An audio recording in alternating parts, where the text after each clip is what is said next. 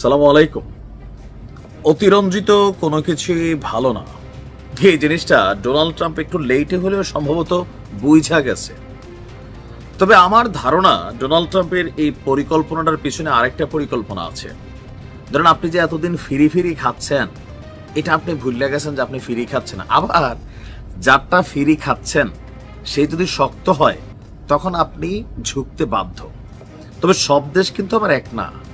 এইটাও ডোনাল্ড ট্রাম্পের এখানে একটু আমার ধরনের একটা মাস্টার প্ল্যান। কেন আবার বোঝাই,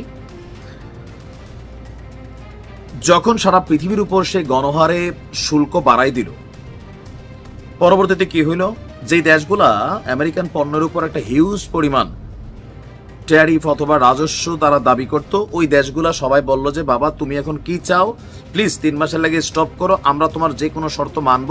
বাংলাদেশও 100টা পণ্যের উপর যুক্তরাজ্যের কিন্তু যুক্তরাষ্ট্রের মানে ট্যারিফ নিয়ে নেগোসিয়েশন করতে রাজি হয়েছে। সারা পৃথিবী এরকম রাজি হয়েছে। এটা যদি ট্রাম্প এই সিদ্ধান্তটা না নিত হইতো না। ওইটা একটা পরিকল্পনা আমার ধারণা।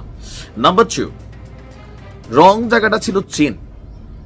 চীনও ঝুঁকেঙ্গা নেহি সালা স্টাইলে দুই দেশের মধ্যে ঠেলাঠেলি বাড়তে বাড়তে বাড়তে বাড়তে 125% নিয়ে চীনা পণ্যের উপর যখন আমেরিকা ট্রাম্প ট্যারিফ ফালাইলো 124 আর চীন দিল সম্ভবত 125।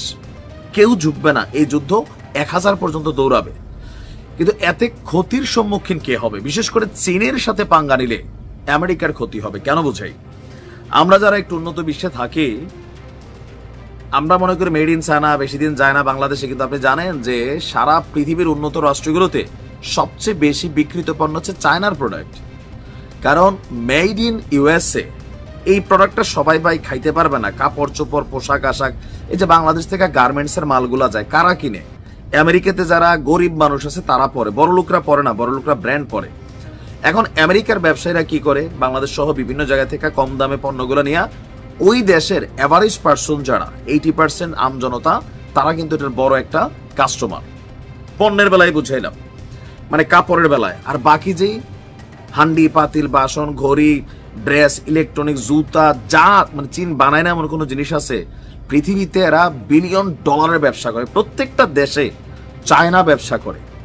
এখন হঠাৎ করে যে সিদ্ধান্তটা, আমেরিকা থেকে চায়নার যারা ব্যবসা করত, আবার চায়নাতে বসে আমেরিকার যারা ব্যবসা করত, পার্সেন্টেজ হিসাব করলে আমেরিকার বিলাসবহুল পণ্যগুলো হয়তো চায়নাতে ঢুকতেছে, কিন্তু নিত্য প্রয়োজনীয় ব্যবহারিত যে জিনিসগুলা এগুলা চীনের বেশি।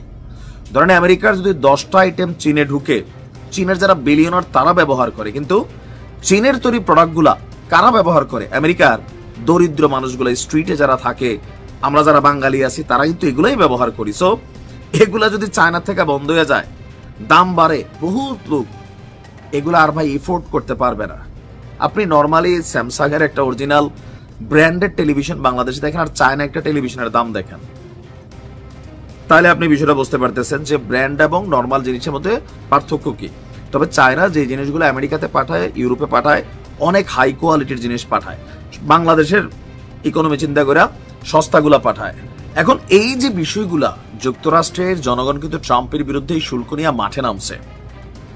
সো জনগণের মেন্টালিটি চেঞ্জ হয়ে যাচ্ছে। এই জায়গা থেকে দিন শেষে চীনের সঙ্গে ক্রমবর্ধমান বাণিজ্য যুদ্ধ শেষ করতে, চুক্তি করতে, মানে চীনের সাথে একটা চুক্তি করতে আগ্রহ প্রকাশ করেছে ডোনাল্ড ট্রাম্প। আজকে রাত্রে মন্ত্রিসভার বৈঠকে এমন মন্তব্য করেছেন ট্রাম্প। তার বক্তব্য যে চীনের সঙ্গে চুক্তি করতে পারলে ভালো লাগবে, কারণ বাণিজ্যে, বিশ্ব বাণিজ্যে একটা অস্থিরতা তৈরি করে ফেলছিল ট্রাম্প, আর সেইটা নিজের দেশের মধ্যে গিয়া উল্টা এখন রিয়েক্ট হচ্ছে।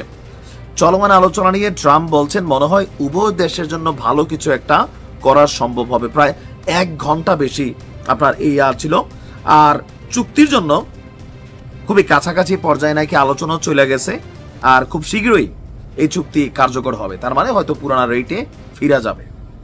আর আমাদের দেশের জন্য 3 মাস পরে আবার আসবে, কম বেশি আসবে। 15 ছিল, অন্তত এটা 20 হবে। আর আমেরিকা যেটা করে নিবে, আমেরিকার যে পণ্যগুলো বাংলাদেশে ঢুকতো হাই প্রাইসে, আমাদের জন্য ভালো হবে। ভোক্তা হিসাবে আমরা এটা কমে কিনতে পারবো, কিন্তু রাষ্ট্র তার রাজস্ব হারাবে। তো দিন শেষে চীনের সাথে পাঙ্গা নিয়ে আপনি পারবেন না, কারণ রন্ধ্রে রন্ধ্রে চীন ঢুকে গেছে সারা পৃথিবী। তো দিন শেষে ট্রাম্প যে জায়গাটাতে দৌড় দিছে, একটা প্ল্যান তো মাস্টারমাইন্ড, সে অবশ্যই ব্যবসায়িক মানুষ, হয়তো একটা জায়গায় তীর মারছে, বাট চীনের সাথে ঝুঁকতে বাধ্য হয়েছে। ভালো থাকুন।